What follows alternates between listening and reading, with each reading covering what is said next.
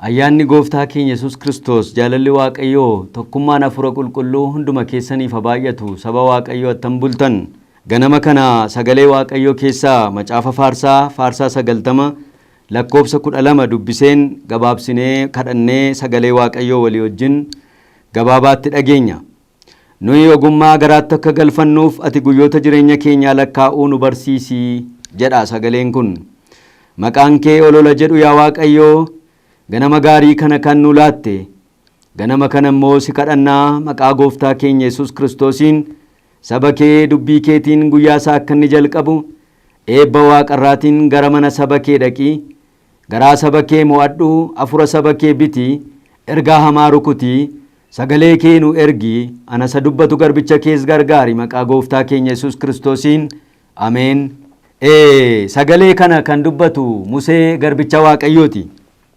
Museen akkuma beekamu waggaa 40 mana mootii Fari'oon keessa akka ilma mootiitti jireenya bashannanaa jireenya qananii akka inni jiraate seenaa hundumti keenya yaadannu macaafa qulqulluu keessaa beennudha.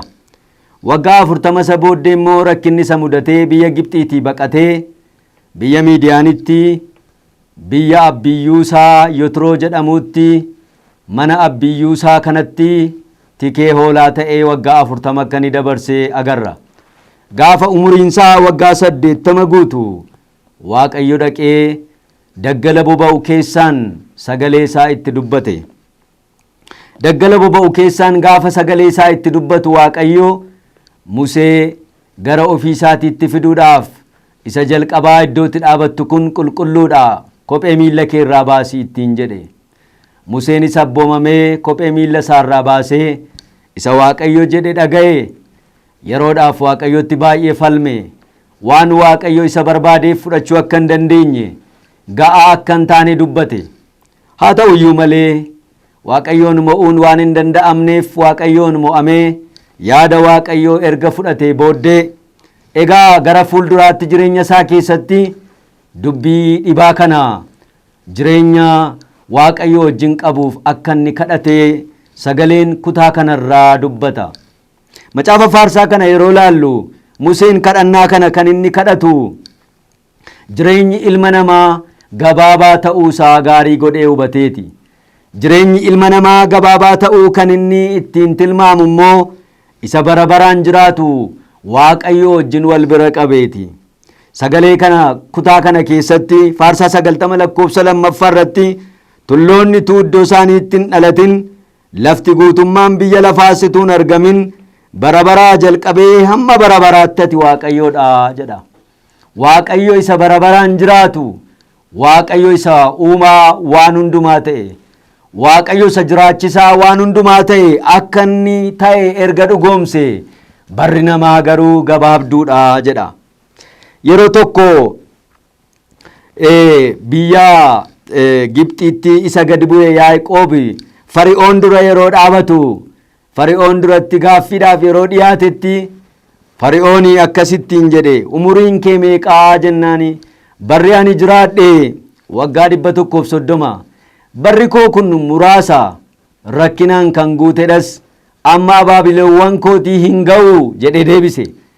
Egaa namni jireenya isaa keessatti baran quufu yeroo baay'ee yoo laalle immoo namni erga umuriinsaa adeemuu jalqabe achi siquu jalqabe waa'ee bara isaatii kana gaabba lafa fidee deebisu dhaba waan hojjetee waan keessa ture yeroo yaadatu waan dhiisee deemu kana yaadeetii hin gaabba bara isaatti. Egaa jireenyi Musee garuu ituu gaabbiin kun hin dhufin gaafa Waaqayyoon argu gaafa ulfina Waaqayyoo argu bara koo saafe keessatti attamitti jiraachuun akka narra jiru hubachuutu narra jira ogummaa garaatti naa galchii ituunni jedhu agarra. Ogummaa garaatti galfachuutu narra jira ogummaa qabaachuutu narra jira bara koo kanatti waa'ee ba'uutu narra jira bara darbe ani ittiin hojjenne jechuusa akka ta'e hubanna. Waggaa 80 darban kana keessaa waan himatu hin qabu amma garuu guyyoota naafte kana lakkaadheen itti gargaarama jechaa jira. Jireenyi keenya obboloota koo firoota koo akkuma Musee garbichi Waaqayyoo jedhu lafarratti gabaabaadha. Biyya lafaa kanarratti baay'ee jireenya dhaabbataa qabna jennee yaaduun hin danda'amu. Jireenya gabaabaa qabna. Museen faa Daawit faa 70-80 jedhanii darbani. Yaaqoob immoo jireenyi namaa qayyootaa jedha. Amma jira jireenyi namaa, bor waan inni ta'u hin beennu. Amma jira yeroo muraasa booddee waan inni ta'u hin beennu. Daqiiqotaan, sekendootaan jireenyi namaa biyya lafaa kana irratti akka qilleensaa akka qayyootaa akka inni ta'e argaa jirra, dhaga'aa jirra. Biyyi dhaabbataan biyyi jabaadha jedhan hin jiru. Uummati dhaabbataan uummati jabaadha jedhan hin jiru. Dinagdee dhaabbataan dinagdeen jabaadha jedhan hin jiru. Waaqayyo ogummaa garaa keenyatti nuuf galchu, ogummaa ittiin bara mo'annu, ogummaa ittiin guyyoota lakkoofnee kan keenya goonee jiraachuu dandeenyu. Ogummaa garaatti nuu galchi inni Museen jedhu kun ogummaa isa calluma jedhee beekumsa ta'e akka hin taane wanta baay'ee irraa arguu dandeenya. Egaa Waaqayyo ogummaa nuu kenneera. Ogummaan inni nuu kenne kun immoo Kiristoosiin akka ta'e garboonni Waaqayyoo dubbataniiru. Eeyyee Phaawulosii ergaa isaa warra Qorontosii barreessu boqonnaa 1 lakkoofsa 30 kaafnee yeroo dubbifannu hamma 32tti Waaqayyo Kiristoosiin ogummaa godhee nuuf kenne, inni ogummaa keenyaa jedha.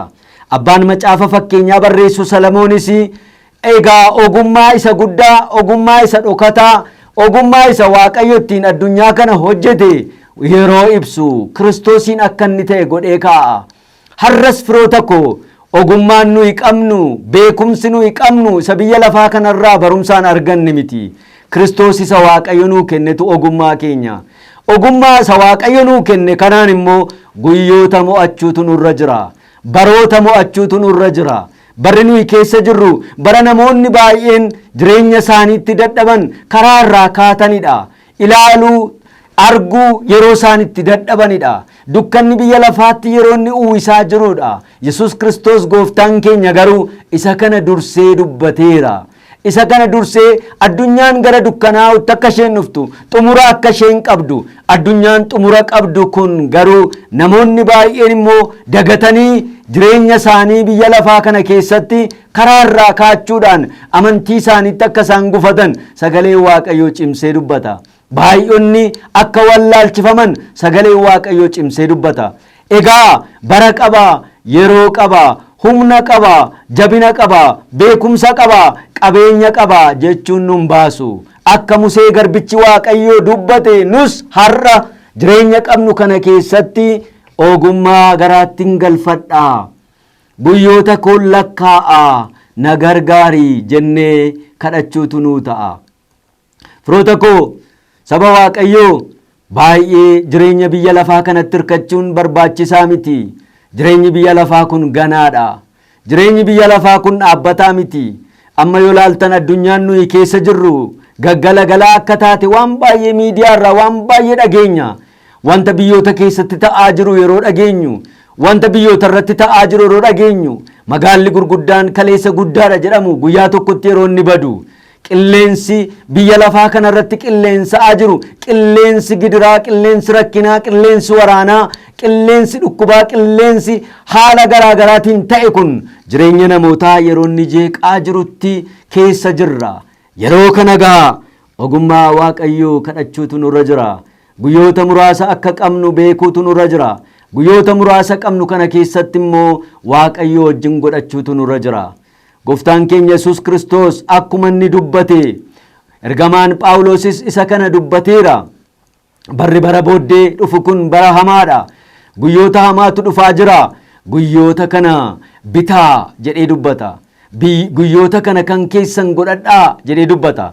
Ergaa Phaawulos warra Efesoonii barreesse boqonnaa 5 lakkoofsa 15-16 dhannee yeroo dubbifannu guyyooti kun hamoodha. Barri kun hamaadha. Guyyoota kana bitaa kan keessan godhadhaa jedha. Maal jechuudha? Bitaa kan keessan godhadhaa jechuun itti waa'ee ba'aa isin irratti mo'in, isin irratti hojjetin, guyyaa kana irratti isin hojjedhaa. Guyyaa kana irratti isin dhimma ba'aa jechuu isaati. Guyyaan nama irratti hojjechuu danda'a. Bari nama irratti hojjechuu danda'a. Akkuma argaa jirru namoota baay'ee irratti barri ofiisaa mul'isaa jira. Egaa garbichi Waaqayyoo Museen barri kun nurratti hin mo'in jedha.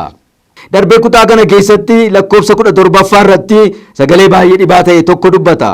Waaqayyo keenya gooftichi faara nutti haa tolu, inni hojii harka keenya cimsee nuuf haa dhaabu, eeyyee hojii harka keenya cimsee nuuf haa dhaabu jedha. Waaqayyoof galanni guddaan haa ta'u. Eeyyee Waaqayyo warra guyyaa isaanii bara isaanii isaa wajjin godhatan jireenya isaanii cimsee dhaaba. Hojii harka isaanii cimsee dhaaba. Egaa ogummaa garaatti galfachuun jireenya keenya har'aayyuu hojii keenya har'aayyuu Waaqayyo wajjin cimsinee dhaabbachuuf nu gargaara. Ogummaan kun Kiristoosiin of keessaa qabaachuun iddoo kamittiyyuu warra mo'amne nu godha. Warra mo'amoon taane nu godha. Warra qilleensi fuudheen deemne nu godha. Kanaaf ogummaa kana yeroo hundumaa of keessaa qabaannaan warra mo'oo taana. Hojiin keenya jireenyi keenyas dhaabbataa ta'a. Jireenyi keenyas eebbifamaa ta'a.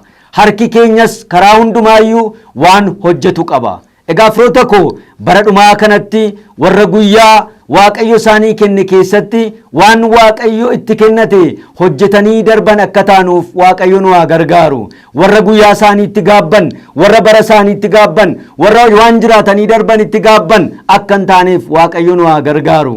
Sagalee dhageenye nuuf haa eebbisu. Waaqayyo ayyaana isaa isiniif haa baay'isu. Yaa Waaqayyo galanni siif haa ta'u. Sagalee kee waan ergiteef, sagalee kee kanaan immoo saba kee waan qaqqabattuuf maqaan kee haa ulfaatu. Egaa ergaa kee kanaan garaan saba kee yaa Waaqayyo sirratti boqotu. Garaan saba kee of keessaa si haa qabaatu. Garaan saba kee ogummaa si haa godhatu. Garaan saba kee beekumsa si haa godhatu. Bara keenyatti warra gaabbanitu hin ta'in warra mo'an akka taanuuf nu gargaari. Ayyaana kee nu baay'isi. Kana booddee yeroo qabnu hundumaatti ati nu darbi. Maqaa Iyesuus Kiristoos gooftaatiin Waaqayyo guyyaa keessan haa eebbisu. Jireenya keessan haa eebbisu. Nagaan irraa afaan mana keessaniif haa ta'u. Hojiin keessan, bultoon keessan, qabeenyi keessan, maatiin keessan kan eebbifaman haa ta'ani. Waaqayyo ayyaana isaa isiniif haa baay'isu. Ameen.